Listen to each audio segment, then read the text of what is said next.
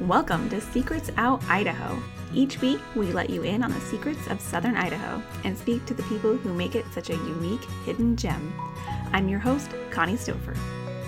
On today's episode, we'll hear about summer in Antarctica, cross-country motorcycle races, and ghost towns, and why after seeing the world, there's no better place to live than Southern Idaho, when we speak to Filer City Councilman, military veteran, and local outdoorsman, Gary Deitrick.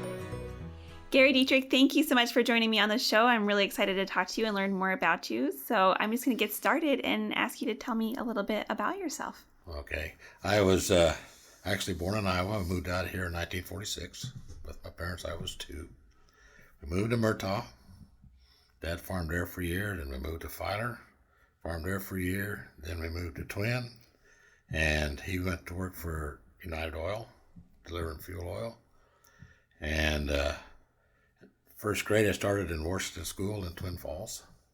Second grade, we moved to Filer, back to Filer, in my grandparents' home, which is the second oldest home in Filer. Oh, wow. The DeShane house. And I lived there until I graduated from high school, Filer High School, in 1965. 1966, I was working for Uncle Sam, the United States Navy, which really helped me a lot. I got to... Do you get to see the world like they say you get to? No, not the world, just Antarctica and...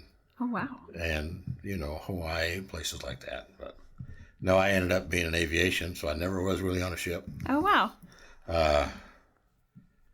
Worked on C-130s and was an aviation electrician's mate. And got out of the Navy, come back, worked on cars here for a year, and ended up going in the Air Force. Oh, so 2 different branches. So I spent 4 years again in the Air Force working on B-52s, KC-135s, then retrained into radar, ground radar, and I was a radar technician working on long-range radar back in the days of the DEW line, and there I went to Neah Bay, Washington, spent a lot of time fishing, caught a lot of salmon, had a really good time, and from there they transferred me to Hoffen, Iceland. Oh. They like to send you to cold places. Come from Idaho, little fishing village on the east side of the island, all by itself out there, and I got to do a lot of backpacking, hiking, maintaining radar. Only had one scary experience was to wake up and see a Russian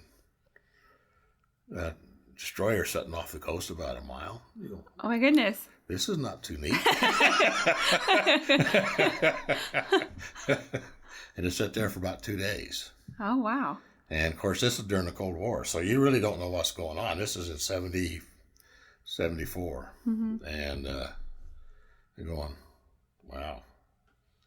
But they sailed away, and then 2 days later, the sonar buoy washed up on the Russian sonar buoy. That's what they were doing out there. They were waiting for that. They were trying to find that thing. They didn't want us to get a hold of it, But the tide brought it in for it. We got a hold of it anyway. And then they were going to send me to mine out in North Dakota, and I said, no, I don't think so. No. You were fine with going to Antarctica and to Iceland, but not to North Dakota? Not to North Dakota. No, I already spent 3 remotes, and I figured I didn't want to do it. And they said, well, Minot's not a remote. Well, heck, it isn't. So when I got out of the Air Force, I come back and worked on cars for a while, and went to work for Box Factory. Worked there for about 9 months, and then went to work for Floyd Lilly it was Stay Right Industries at the time, which they bought Floyd Lilly Company, which is the same company, just different name, and worked there for almost 20 years. Oh, wow. Over the counter, so I got to know most of the farmers, and worked on pumps when we weren't working the counter, and then met a guy and ended up working on restoring World War II airplanes after. That's a perfect fit, right? back in the airplanes. And I did that for 7 years, working Jerome for Air Power Unlimited, and then come back and went to working for, kind of ironic actually, because one of the guys over there at Jerome was from Filer, and his dad happened to be my algebra teacher. Oh. And then get to thinking about it. My grandparents and his grandparents were really good friends. They get together and play pinochle on Wednesdays or whenever, and it was just, so I ended up working for him for 11 years and retired repairing airplanes. So That's amazing. So I want to go back and ask you about Antarctica, because not very many people get to go to Antarctica. So what was that like? How long were you there? I was there 2 summers. I was in VXE6, actually VX6 and then VXE6. It was the same squadron, just changed the name. Made an experimental squadron out of it, and spent from October till about middle of February, we're in Antarctica. The Navy was at that time. We were supporting the scientists. We were just flying supplies to the bases, remote bases, and was it mostly like research that they were doing at those remote bases? Yeah, there was actually not supposed to be any military in Antarctica. It's supposed to be a neutral place, and just research and the penguins. And they're finding all kinds of stuff. I mean, actually, it's a very, very interesting place, and I'm really concerned about it melting. Because when I was down there, we were very fussy about not spilling oil on the snow and stuff because it melts holes. I mean, it actually make a hole. If you drop a cigarette, a white Camel with no filter on it on the snow, it will melt down 14 inches. Wow. Just because it's just a different color than the snow, so it the heat. Wow. And it just melts down, and so it's not going to take very much. It's very sensitive. It is very sensitive continent. I mean, it's beautiful. But you have to appreciate it. Right. It's probably not for everyone. No, but I mean, it is just like the one the scientist said. The guy said, well, beautiful sunset. We only see one sunset a year. So it's the most amazing sunset ever. And the beauty of it is there's not a tree to spoil the view. Yeah. There's no trees in Antarctica. And we pretty much stayed on the base. I mean, it just had to. There's not a lot to venture out to do, right? Well, there's no place to go, and you got to be. The snow is as hard as this desk. I mean, you can walk on it, you wouldn't leave a track. It's that hard, and it hardly ever snows down there. It just blows around a lot. It's the driest place on Earth. Which people probably don't think about with it being all the ice and snow. All the ice and snow, but it is. It's very dry. We just fixed the airplanes, and not many penguins around where we were at. No. I bet it's challenging for aviation in those kind of conditions with it being so cold. Yeah, but they had equipment for it. I mean, it's no different than being up in Alaska. I mean, we had what they call preheaters, actually blowers, big blowers with gas heaters in them, and you could keep your hands warm. And they gave you clothes. I mean, it's not. I didn't get to spend the winter down there, so I don't know how about that part of it, because there's always sunshine when I was there. Yeah. It never got really cold. I mean, 50 below is as cold as I was ever That's at. Pretty cold. And I was at the South Pole, and it was blowing like a son of a gun. I bet the wind chill was 100 below. Yeah. I mean, it was really. I only got to go out there once, and just once is probably all you need. Well, right? Yeah, went out there, stand upside down, hold the world up. Yeah. They got a pole there, which is not even at the South Pole, but that's where everybody takes the pictures at, because they don't want you messing with the actual pole. Because it's all about the science. And I'm concerned they're finding all kinds of stuff down there. They're finding all kinds of minerals. Because I kind of study on it still, being I was there once. It's kind of interesting to me, and I worry about them trying to mine and stuff and get all the stuff on the snow, and then the snow melt, because it is just really, really sensitive. Well, I wouldn't have realized that just the different color, the white difference in the cigarette to the snow would cause such an impact. I would have never thought about that. And I think most people don't realize that. Don't realize that, because here the snow's dirty. Yeah. Well, and we want it to eventually melt here, right? We want it to melt, and so down there, and it's taken it millions of years to get that snow there, and it's I would really like to go back for a week. Yeah. You're not going to build a house and stay there.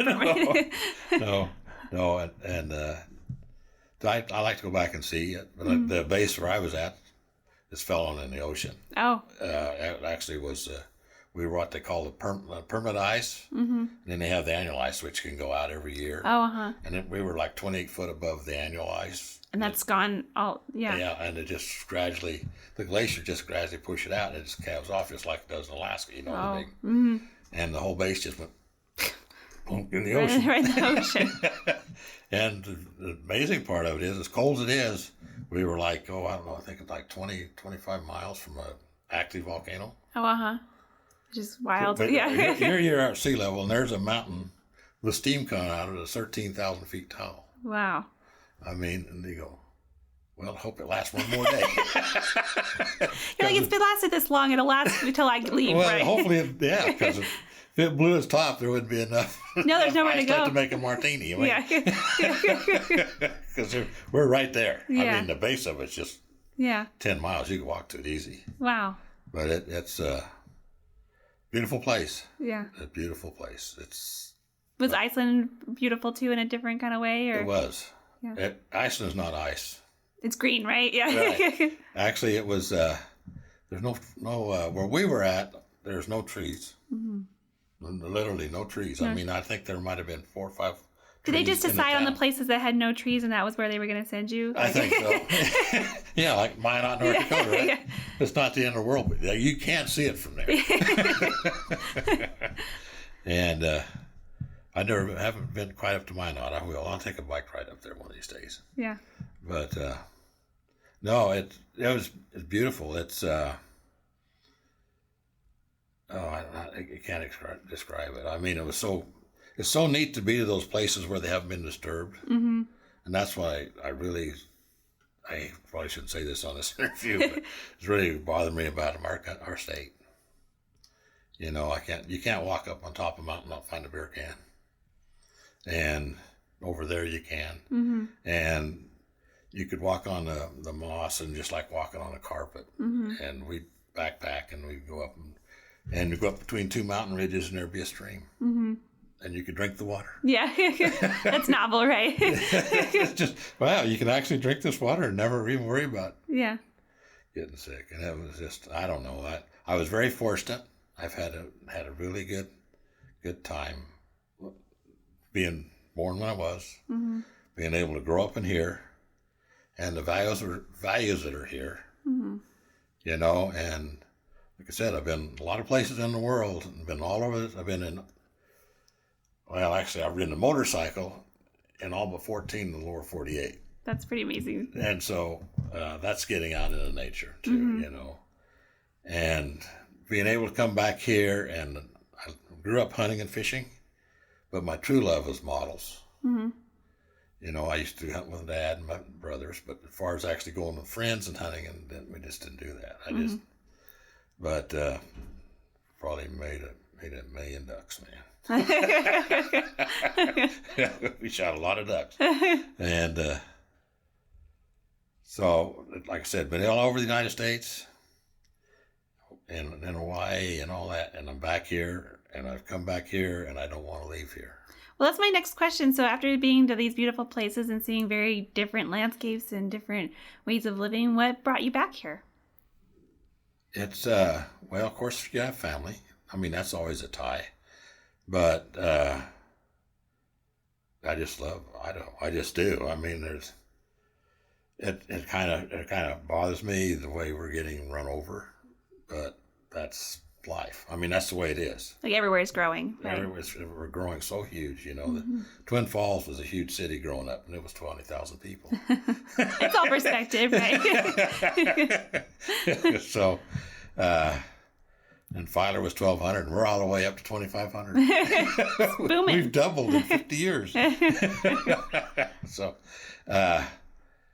and see, the outdoor part of it has changed, is all.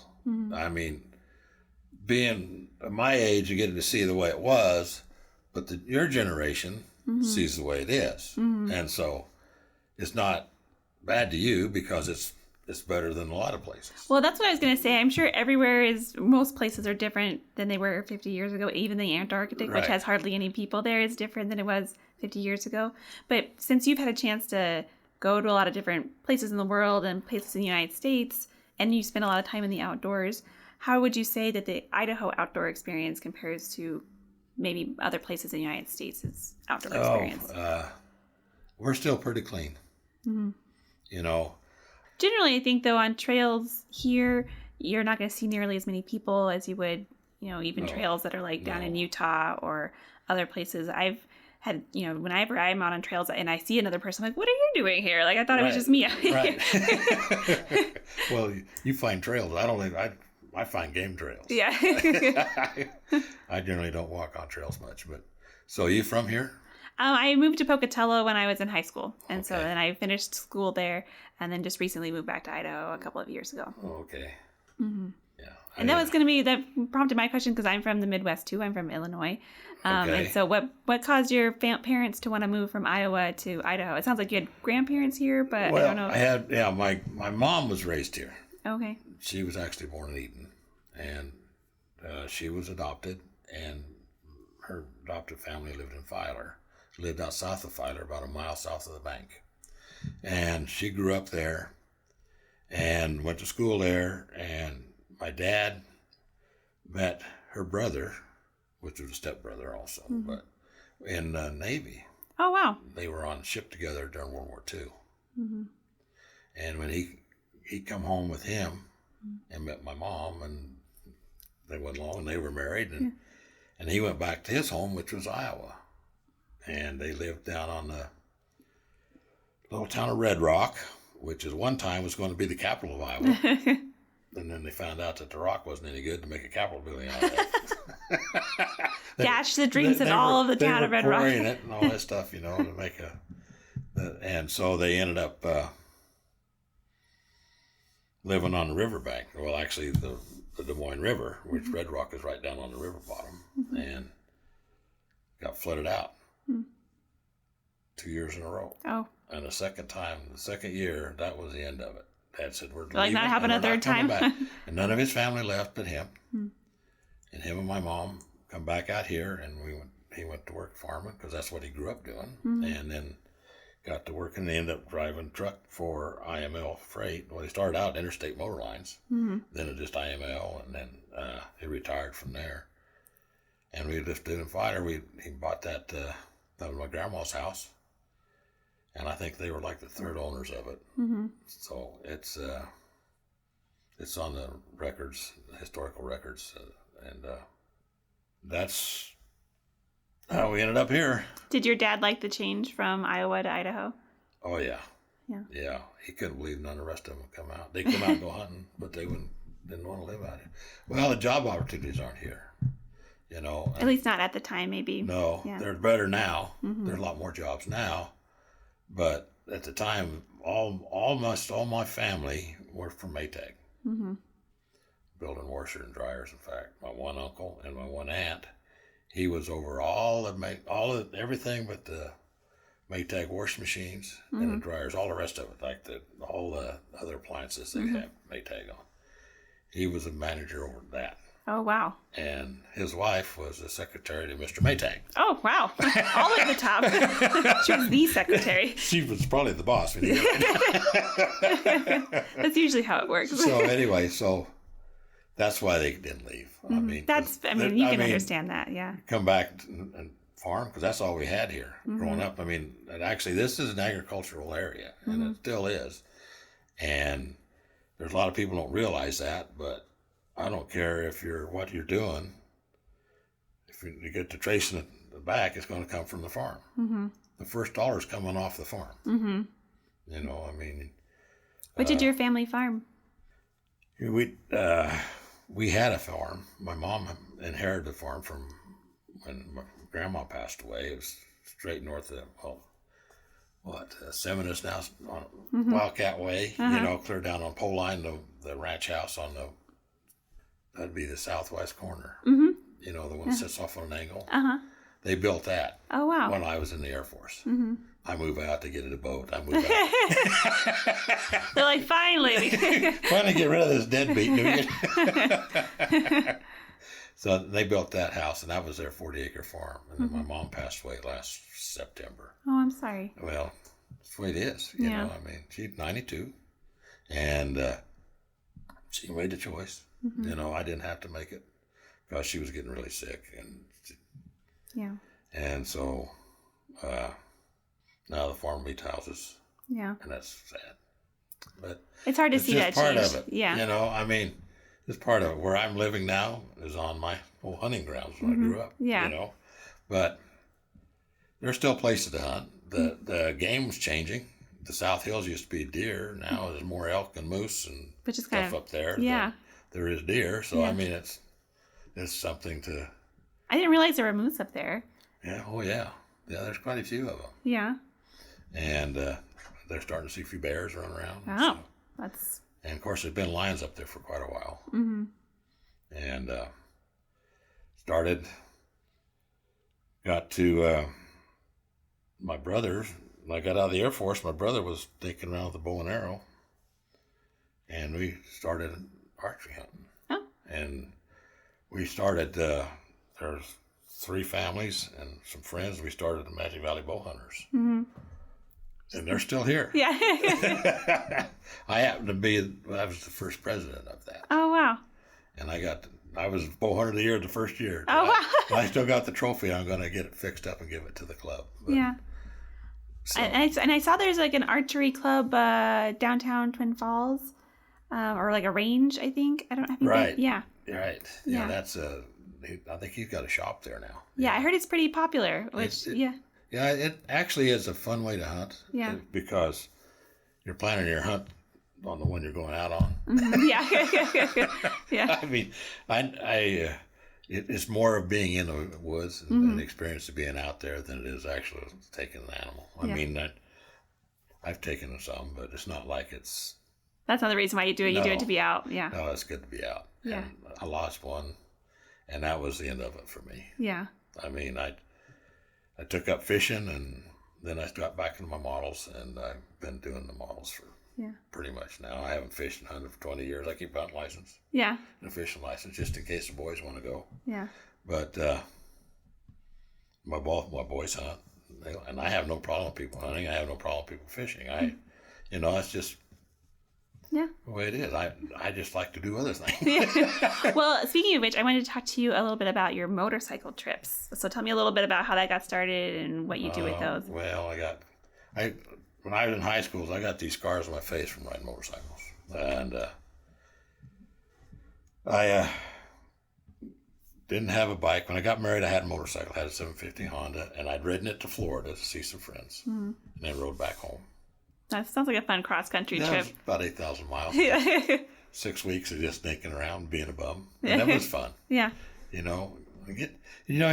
a different way of travel. Mm-hmm. And so when I got married, I said, I was coming back from work. I was working at Floyd Lilly at the time and had a flat tire on Highway 30. You know how busy that is. Well, that was before pole line. Oh, uh-huh. So it was really busy. Yeah. And I didn't wreck, but I was afraid I was going to get run over. Yeah. And I told my wife, I said, I think I better park that. Yeah. I got to take care of you guys. I can't afford to get killed on a motorcycle or worse yet, get busted up. I mean, if you get killed, then everybody moves on. But if you get... You would have been, I'm sure they would have greatly missed you. I'm sure they would prefer you to live. But I mean, it's like, so anyway, I quit riding. In 2003, we were working at the airport. My wife was the airport manager in Jerome. Mm-hmm. And I was running a maintenance shop for her. And I said, we're living at the airport. And I go, I got to get away. I want to ride again. Mm-hmm. So we went and bought a used motorcycle. But then your kids are all grown. And the kids are grown. And so if something happens to me, I mean... It would be sad, but it's not like... It is what... Yeah. So I started doing that and joined the motorcycle club, and I heard them talking about this Iron Butt Association. Mm-hmm. And Iron Butt is actually a bunch of what they call endurance long distance motorcycle riders. Mm-hmm. In order to join a club, mm-hmm. you have to perform 1,000 miles in 24 hours and document it. That's a long way to go. That's a long way to go in a car when you've got like the creature comfort. Well, yeah, because it's easy to fall asleep. But on a motorcycle, it's not near as comfortable. No, yeah, so you're going to be awake. I mean, you're out there getting beat around, and I mean, so I could never do it in a car. Yeah. You know. And so I joined the Iron Butt Association. I went to Vegas and back in 18 hours. Mm-hmm. You know, and that's just dicking around, not hurrying. And then did a couple more long distance rides. Do you take like a nap or do you like rest? Well, yeah, on multi-day ones. No, but like the 24-hour one. No. No? No. That's not hard. I mean, I left here. I try to leave at night and when I'm fresh. Mm-hmm. And that way, when I'm riding through the night, I'm virtually awake. And then through the day, the sun keeps you awake. Huh. And try to end my ride just before sunset on the next day. On the next day. So, well, like you make it sound super easy, but like I don't know. I don't know that the average person could do that. Well, everybody, it's kind of neat, you know. And I got to doing these rallies. They call them rallies. Actually, what we did, it's just a big scavenger hunt. Mm-hmm. And all of them I entered, actually, all but one was out of Salt Lake. Mm-hmm. The same guy put them on. And we'd meet there and you'd get together and get to meet these other guys that are nuts like you are. I mean, because it's a different mindset. Right, yeah. You know? And because it sounds grueling and not so much fun. It is, but it is fun. Yeah. I mean, it's the same rate. I relate it to climbing mountains, but it's easier. Mm-hmm. You know, it's not so physical, but it takes the same kind of a mindset. Mm-hmm. You're doing it just because. Yeah. It's not that I'm going to win the rally. Because if you win the rally, you get a trophy. And you just spent $500 to enter the rally. So you ain't coming out on this. You're not making any money. Yeah. So it's just strictly doing it because it's there. Yeah. And what's your favorite rally you've been on? Well, the one my longest was 10 days. 10,000 miles. Yeah. And actually, to be considered a finisher in the rally, you had to finish 8,000 miles. Mm-hmm. I ended up with 9,400. That's really good. But should have had 10. I just screwed up. And I'm sure operating on very little sleep over that amount of miles. Yeah, that matters a whole lot. Yeah. About day 7, it gets pretty hard. Yeah. You know, you get pretty stupid. And the first one I did was a 24-hour one, and I just rode it. Rode the route, and didn't finish very good, but I enjoyed it. I mean, it was fun. Mm-hmm. And then they had a 3-day or 5-day that same year, and we rode. We left Salt Lake, and you don't go as a group; you go as individuals. Yeah. Because everybody's doing their own thing. Because when you got to go potty, I don't. Yeah, exactly. You know, when I got to go potty, you don't. Yeah. So you can't ride together. No. Otherwise, you just lose too much time. Yeah. Because you're trying to cover miles. Yeah. And on that one, I ended up made a big loop. Took out of Salt Lake, went over into Washington, come across into Oregon, Washington, Montana, Minnesota, Wisconsin, and back. Oh, wow. Then back. And that was, I don't know, over 5,000 miles. Mm-hmm. I got to see a lot of neat stuff like the world's largest ball of twine.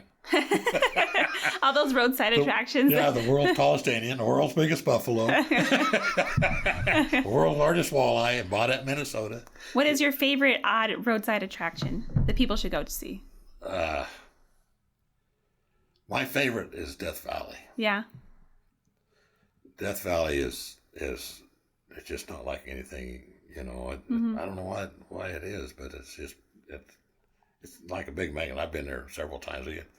They had another deal called a White Stag, which was called a rally, which is just a big party. Yeah.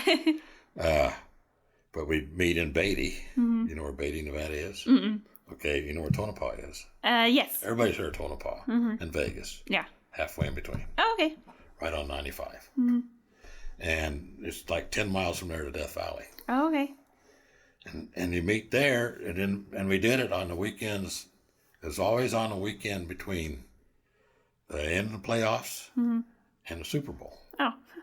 So there's going to be a party, right? Yeah. So I will have 3 parties in a row, right? Yeah. So, anyway, it just started like 20-some years ago. And that's probably a nice time to be in Death Valley in the wintertime instead of July. It's so neat to ride down there. I mean, up here, to get to there, I mean, it's cold. Mm-hmm. I left one time and it was like 12 degrees. Mm-hmm. On a motorcycle, it's pretty cold. Yeah, the windshield was fogging up. I mean, it was really bad. And but to get this worth it. Yeah. It's just another mindset thing, and just because you do it. Mm-hmm. And I just like riding. I don't know. I'm riding today. Yeah. Well, luckily, I mean, it's November now, but it's a nice fall day. It's not too cold out there today. No, it's not bad. It's supposed to be 60. Yeah. So that puts the wind chill about 40 on the motorcycle. Still chilly for... Still chilly, yeah. You still got to... But warm for November. But that's another reason I like to live here, is because it's pretty mild climate. Mm-hmm. But we do have 4 seasons. Mm-hmm. I've been places where we don't have any seasons. You only have sunlight and snow, right? Right. But, well, even like in Hawaii, I mean, it's pretty. It smells neat. I love Hawaii has all them orchids or whatever they are that smell so good. And, but it don't have 4 seasons, and Christmas doesn't feel like Christmas. Christmas is not Christmas. And of course, when you're in a service, Christmases were just another day because I always worked them. Because generally, most every place I was at, we always had families, guys, married guys, and I was always single, so I'd work them so they could be home with their families. That's nice. I didn't. What? Yeah. Why not? Yeah, that's nice.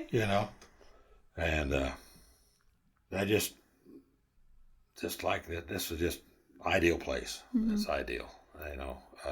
So you got boys, right? I have 2 boys and a daughter. 2 boys. Do they still all live in Idaho? They do. Yeah. They're a long ways away. One lives in Kimberly. One lives in Buell. Yeah. You don't even have to get off the same road. You can just drive down. And my daughter moved back from Washington. Oh, she moved back. So that's, her husband are here. He's still farming over there, but he's running back and forth. And so, but my granddaughters are going to school over here now, and I get to watch them. Yeah. Run cross country. I got one granddaughter is a senior this year, and she took 6th in the state. Oh, wow. She took 2nd in a mile in track last spring. Wow.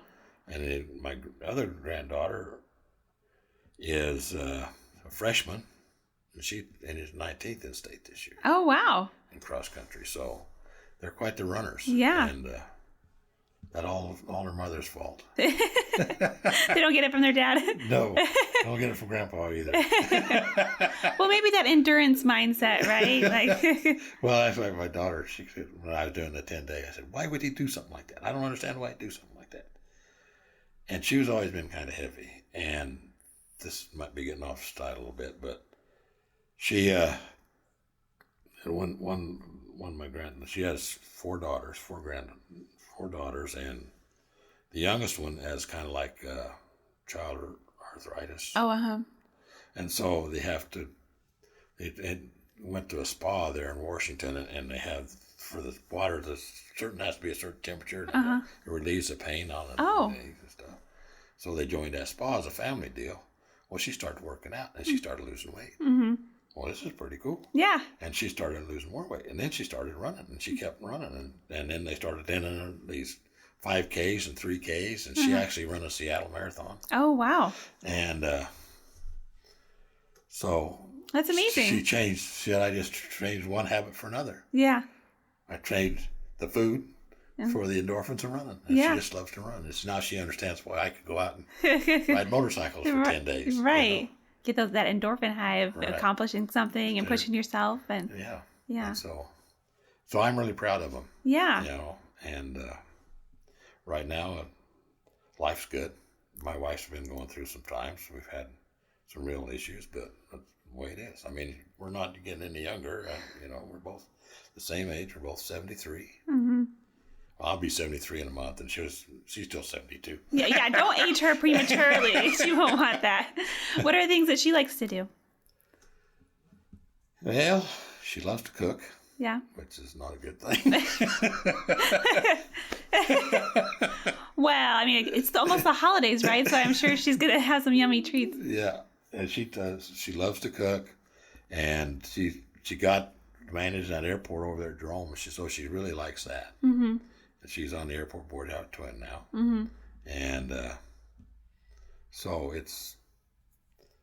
but that's pretty much what she likes to do. When we're watching our own grandson, he's just 3. Oh, and fun. we've had him since he's 6 weeks old. We get to watch him through the week, while Mom and Dad's working. I bet you guys love that. And it is so much fun. Yeah. I mean, you don't realize, as male, you get up in the morning, as a dad, you get up in the morning, you go to work, Mm-hmm.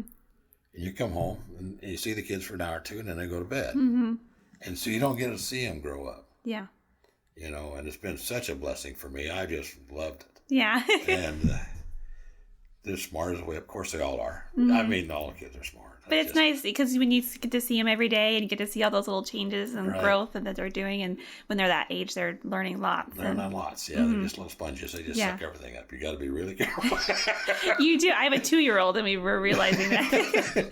Careful what you say, because they are picking it up. Yeah. And they don't mind repeating. No. You'll just blame it on Grandma, right? You're like, it wasn't me.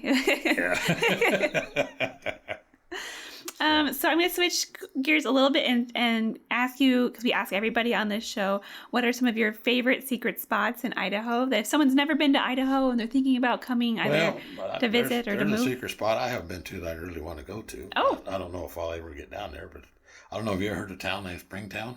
I haven't. Me neither. Oh. I grew up here. Yeah. And Springtown is actually, there's not even a town left there.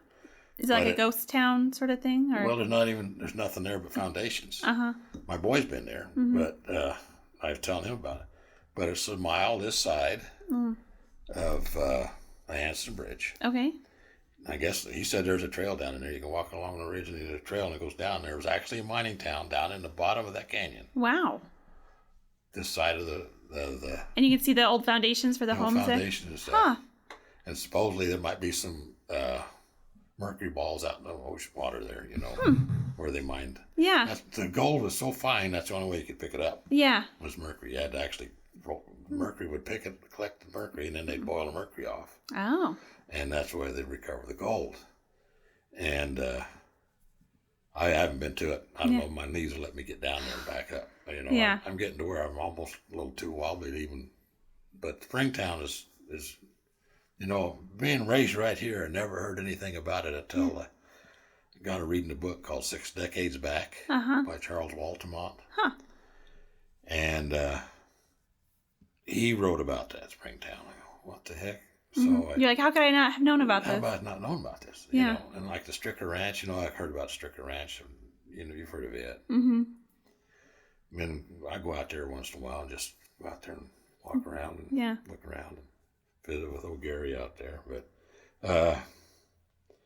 the history, I love the history of here. I mean, it's because it's new. Mm-hmm. And I've always been a kind of history buff, and that's one of my favorites on the TV is the History Channel. Yeah.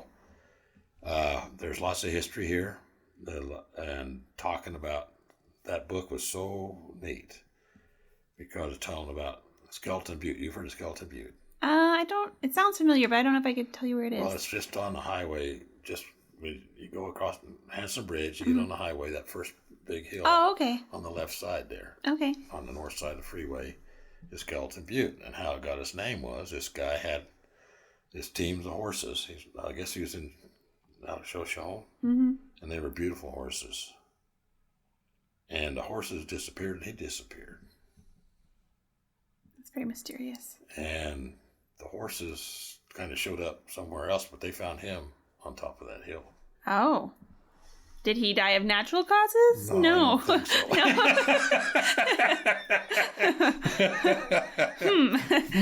so. But that's kind of a secret spot. And then there's also Sunken Canyon. Mm-hmm. you heard of it? I haven't. Well, it's really close. The biggest problem is it's still sinking. Oh. They actually had back in the 40s, the guy woke up in the morning, going out and looked, and his whole corral and everything was down in the bottom of the canyon, Seven Falls Creek Canyon. Huh. The one wall's still out there. The original canyon wall's there, and it's all just sunk. Huh. And it's all because of the canals. The water running underneath it hollowed it out. Huh. And now they're quarrying rocks over there off the canyon, and now the whole canyon wall's starting to slough off. Oh. And so it's not very... But we used to hunt ducks down there all the time. Huh.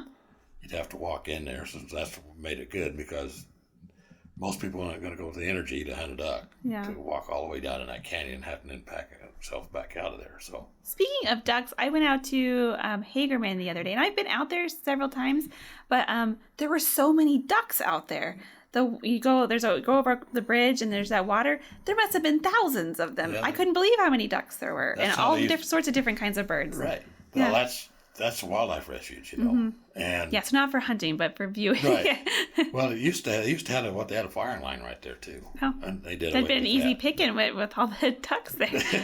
But you couldn't get by the water. They had just a line, and the ducks go. Smart ducks, the circle will go up. Yeah. But yeah, that's how they used to tell us how many ducks were on the refuge. We know how many ducks are in the area. You know. 500,000 or 700,000. There were so many. I couldn't I know. believe I've seen it to where when it gets really cold, when it gets really, really cold, all these little ponds and stuff freeze up. Then that thing will just be full of ducks because there's no place for them else to go. Yeah, they were packed. They were all cozy in there. I'm sure it gets even more so because it wasn't that cold that day, but there was lots of them. Yeah. And there were geese there still, and I'm like, why are you geese not further south yet? But they were chilling there in the warm. Geese will stay here all winter. Yeah. Because they do. Yeah. Now that's another thing, you know, everybody talks about the hunting being the worst, but actually there's more geese here than there was when we was growing up. Really? Yeah. And there used to be more deer in the South Hills than there is. I don't know what's happened all up there. I blame it on the lions. On the lions, yeah. Because the mountain lion will take, what I understand, will take one deer a week. Oh, well, circle of life up there. Yeah, so if you got 10 kitties, yeah, that's 500 deer. Yeah, a year, you know, and you start thinning out, you know. So that's the way it is. Yeah, it's just, and then the lions die out because they're not or they'll start eating cows and then they'll get shot. That's what happened. But no, this is a beautiful area, and the dairies coming in. They have their drawbacks, but they have their pluses. You know, I mean, they made this place grow for the better. Well, that's all a matter of opinion, but that's okay. Yeah. You know, but we still have a lot to offer.